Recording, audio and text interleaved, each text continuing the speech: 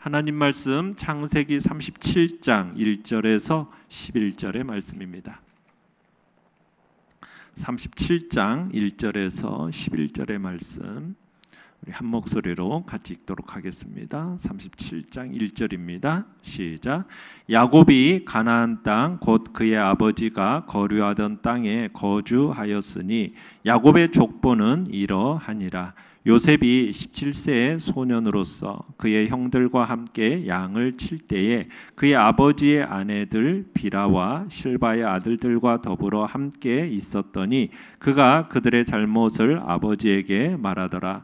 요셉은 노년에 얻은 아들이므로 이스라엘이 여러 아들들보다 그를 더 사랑하므로 그를 위하여 채색 옷을 지었더니 그의 형들이 아버지가 형들보다 그를 더 사랑함을 보고 그를 미워하여 그에게 편안하게 말할 수 없었더라. 요셉이 꿈을 꾸고 자기 형들에게 말하매 그들이 그를 더욱 미워하였더라.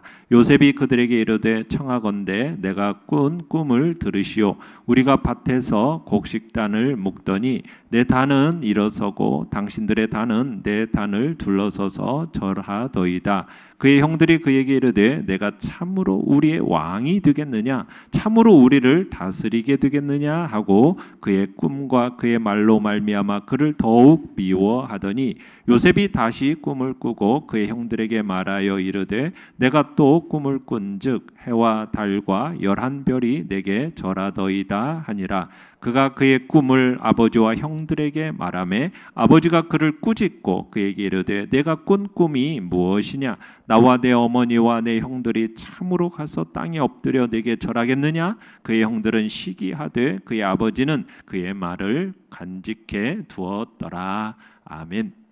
오늘 말씀의 제목은 편에는 공동체의 샬롬을 깨트린다라는 제목으로 말씀을 나눕니다. 자, 본문 1절 2절을 다시 한번 읽어보겠습니다. 1절 2절 시작. 야곱이 가나안 땅 곧 그의 아버지가 거류하던 땅에 거주하였으니 야곱의 족보는 이러하니라. 요셉이 17세의 소년으로서 그의 형들과 함께 양을 칠 때에 그의 아버지의 아내들 빌하와 실바의 아들들과 더불어 함께 있었더니 그가 그들의 잘못을 아버지에게 말하더라. 자, 여기 본문의 2절에 보시면은 이렇게 되어 있죠. 야곱의 족보는 이러하니라 이렇게 되어 있죠. 자, 이 말은 이후에 기록되는 일들이 야곱의 역사를 밝히고 있다. 야곱의 역사라는 거예요. 이스라엘의 역사라는 겁니다. 얼핏 보면은 37장 이하는 누구 얘기가 주로 나오는 것 같아요. 요셉 이야기가 주를 이루는 것 같다고 해서 요셉의 역사 아닌가 이렇게 우리는 생각할 만하잖아요. 왜냐하면 요셉이라는 존재가 크게 부각되니까 그렇게 보이는데 그래서 마치 요셉 한 사람의 생애를 기록한 것처럼 느껴져요.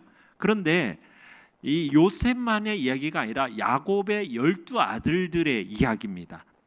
야곱의 12아들들의 일을 기록하고 있어요.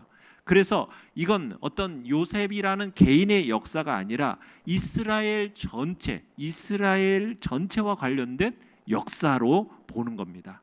그래서 이 이스라엘의 전체 역사, 야곱의 역사로 보는 거죠.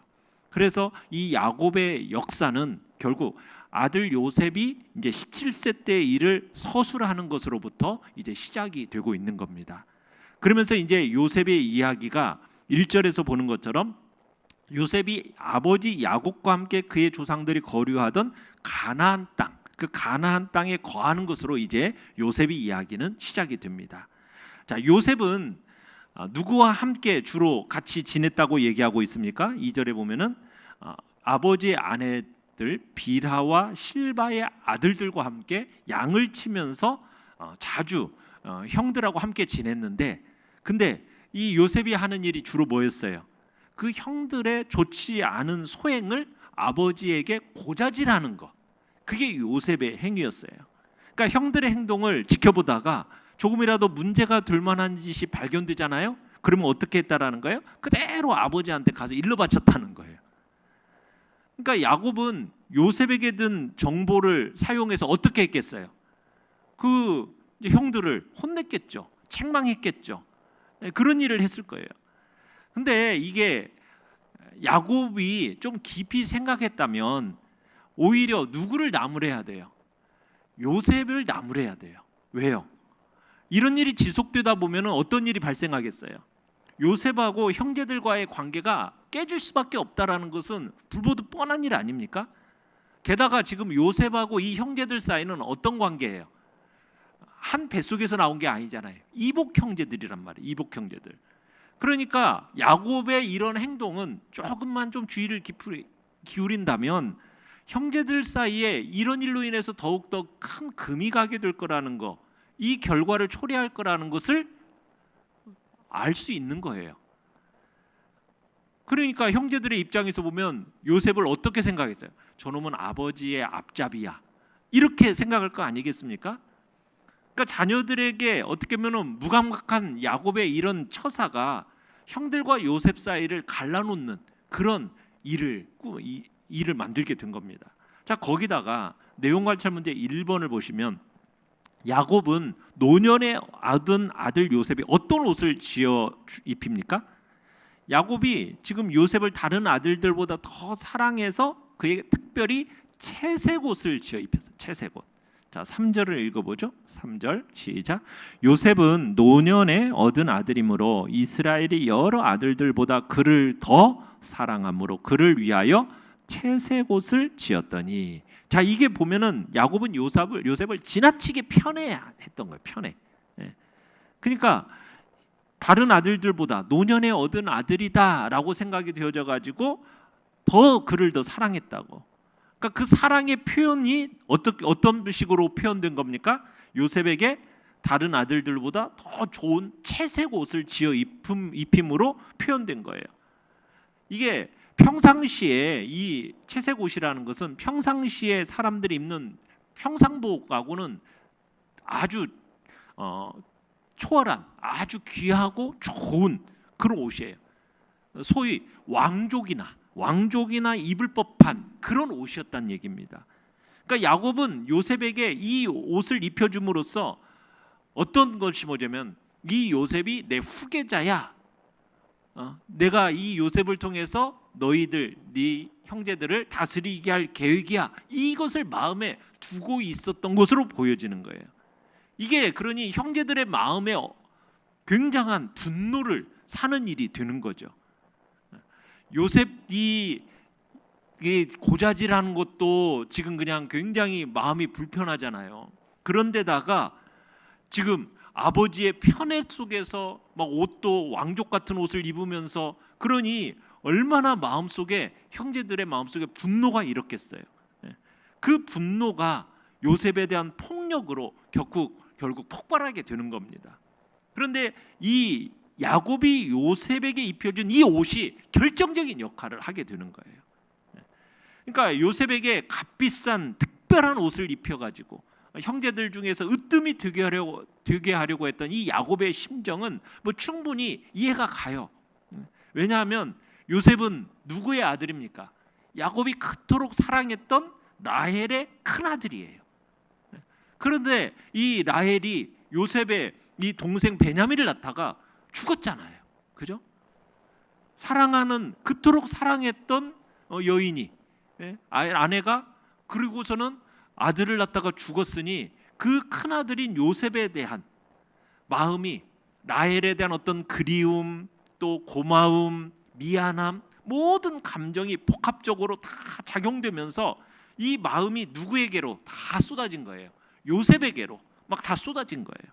그래서 형제들과의 관계에서 야곱의 이 편애가 굉장히 심했던 겁니다. 근데 이 편애가 치명적이었던 거예요. 4절을 읽어볼까요?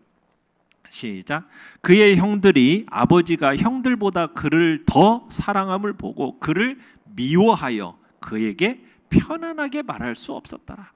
이 요셉은 이 아버지의 처사를 못마땅하게 생각했던 형들에게 미움을 사게 됩니다. 미움을. 첫째는 이복 동생인데다가 또 둘째는 뭐예요? 고자질쟁이잖아요. 그죠? 고자질하는 녀석이에요. 그냥 오죽 또 미워요. 셋째로는 뭐예요? 아버지의 총애를 다 받고 있으니 이게 요셉이 이 형들의 눈에 가시 같은 존재로 보여지는 거예요. 그러니 뭐 다정하게 말이 안 나오죠. 그죠? 말 한마디라도 다정한 법이 없었다는 거예요. 편안하게 말할 수 없었다는 것은 다정한 말을 할 수가 없었다는 거예요. 어떻게 보면은 야곱이 본의 아니게 가장 사랑하는 자식을 위험에 빠뜨린 장본인이 되었던 겁니다. 자, 내용 관찰 문제 2번을 보시면 요셉의 꿈 이야기를 들은 야곱과 형들은 각각 어떤 반응을 보입니까? 자, 요셉의 꿈 이야기를 들은 형제들은 요셉을 더욱 미워하고 시기하게 됩니다. 그리고 야곱은 그 일을 마음에 간직해 두게 됩니다. 한번 읽어보죠. 5절에서 8절 읽어보겠습니다. 먼저 시작. 요셉이 꿈을 꾸고 자기 형들에게 말하매 그들이 그를 더욱 미워하였더라. 요셉이 그들에게 이르되 청하건대 내가 꾼 꿈을 들으시오. 우리가 밭에서 곡식단을 묶더니 내 단은 일어서고 당신들의 단은 내 단을 둘러서서 절하더이다. 그의 형들이 그에게 이르되 내가 참으로 우리의 왕이 되겠느냐? 참으로 우리를 다스리게 되겠느냐? 하고 그의 꿈과 그의 말로 말미암아 그를 더욱 미워하더니. 자, 요셉이 자기가 꾼 꿈을 그냥 마음속에 간직하면 좋을 텐데 어떻게 하고 돌아다녔어요? 이게 떠들고 돌아다닌 거예요. 떠들고 돌아다닌 거예요. 이게 꿈이 어떤 꿈이에요? 이게 지배하는 꿈이에요. 지배하는 꿈. 그러니까 형들이 이 요셉을 미워하게 또 충분한 거리가 된 겁니다. 그러니까 요셉이 두 개의 꿈을 꾸는데 첫째는 어떤 꿈이었어요? 들판에서 곡식을 묶는데 형들의 단이 요셉의 단을 둘러서서 절을 하는 꿈이잖아요. 그러니까 이 꿈은 딱 보면은 이해가 되잖아요. 결국엔 무슨 말이에요? 형들이 결국에는 모두 누구를 섬기게 될 거다. 요셉 자신을 섬기게 될 거라는 거 모두가 해석해주지 않아도 딱 얘기만 들으면은 이런 꿈이네라고 알 수 있는 꿈이란 말이에요. 그러니까 8절에서 네가 참으로 우리의 왕이 되겠느냐? 참으로 우리를 다스리게 되겠느냐? 그러니까 뭐 해몽할 필요도 없이 너무나 확연한 그런 무엇을 뜻하는지 아는 꿈이니까 지금 그렇게 말을 하는 거예요. 거기다가 또 9절로 11절도 읽어보죠. 시작.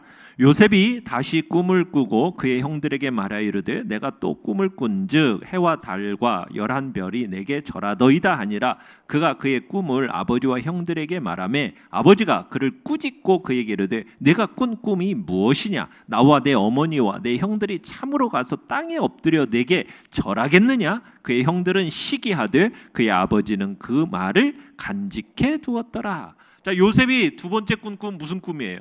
해와 달과 11별이 자기에게 절하는 꿈을 꿨다는 거죠. 이것도 마찬가지 꿈이잖아요. 11 형제, 이게 11개 별은 11 형제를 뜻하는 거고 또 해와 달은 아버지 어머니를 뜻하는 건데 그게 지금 자기 요셉한테 절한다고 꿈을 꾸니까 온 집안이 지금 요셉을 섬기게 될 거라는 그런 뜻의 꿈이잖아요.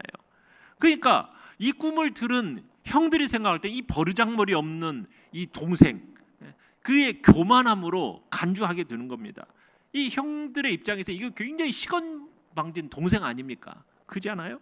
이런 동생의 말을 듣고 좋아할 형들이 어디가 있어요? 그죠? 그러니까 요셉의 형들은 여기다 모두 다 이복형이란 말이에요. 이복형들. 그러니 더욱더 화가 치밀을 수밖에 없는 거죠. 이 일로 인해서 뭐라고 그래요? 형들이 요셉을 더욱더 미워하게 되었다. 이렇게 얘기하고 있어요.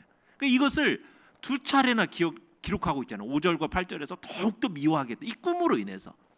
4절에서도 미워했다라는 말이 지금 반복해서 나오고 있어요. 세 번이나 미워하다라는 말이 반복해서 나옵니다. 그러니까 세 차례나 형제들이 얼마나 요셉을 미워했는지 강조해서 얘기하고 있는 거예요. 형들의 감정이 지금 극에 달하고 있음을 보여주고 있는 겁니다.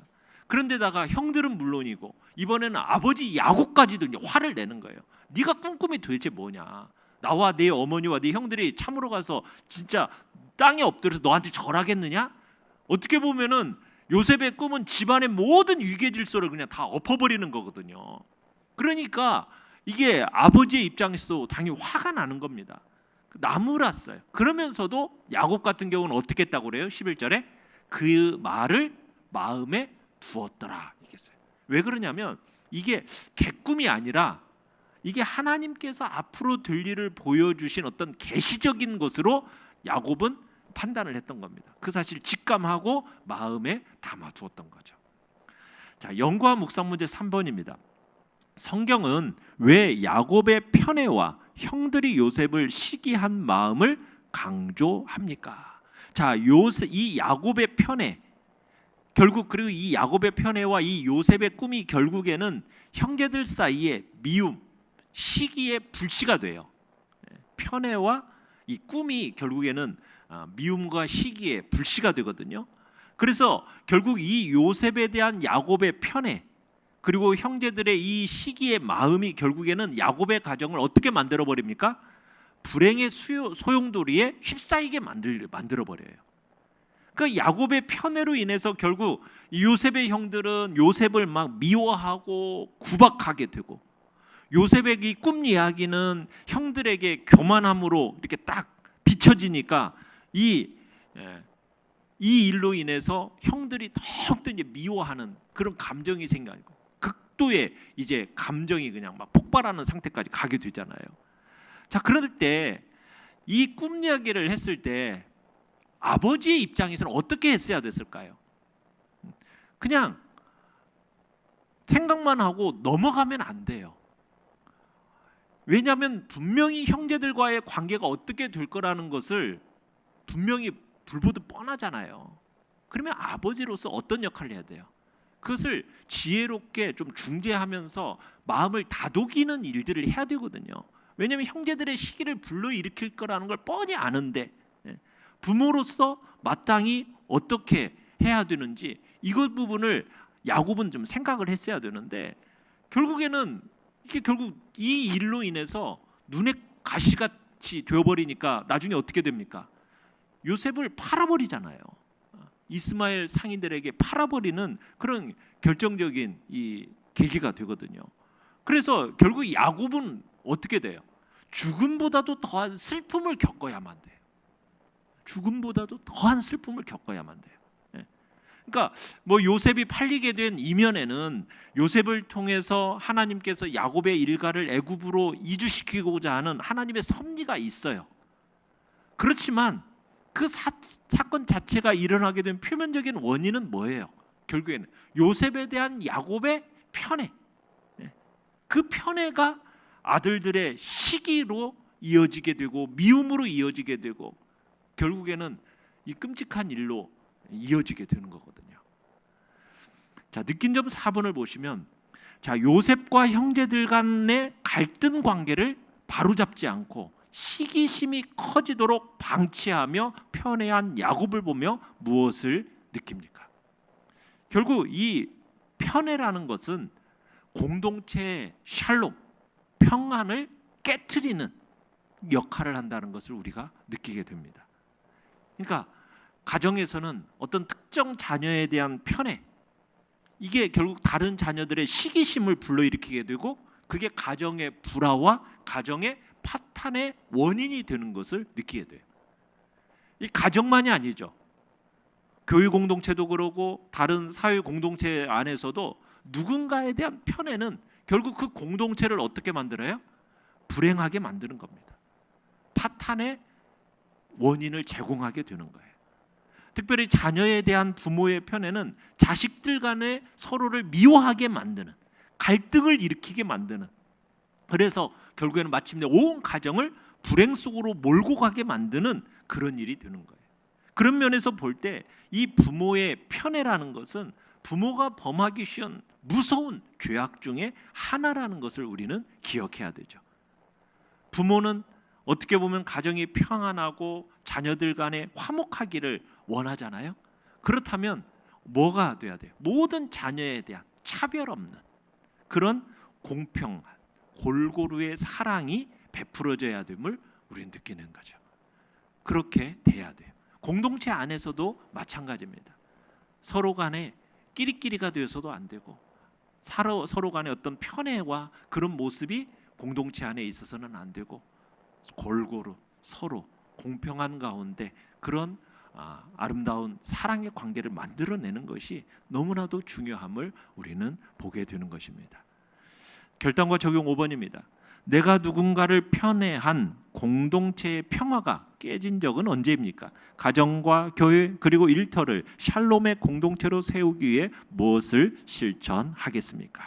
차별 없는 공평한 골고루의 사랑을 베푸는 것, 이런 마음으로 공동체 안에서 살아가겠다.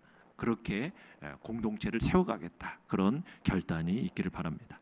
오늘의 기도 같이 읽겠습니다. 시작. 내가 속한 가정과 교회, 일터가 샬롬의 공동체가 되도록 지혜와 사랑으로 섬기게 하소서. 아멘.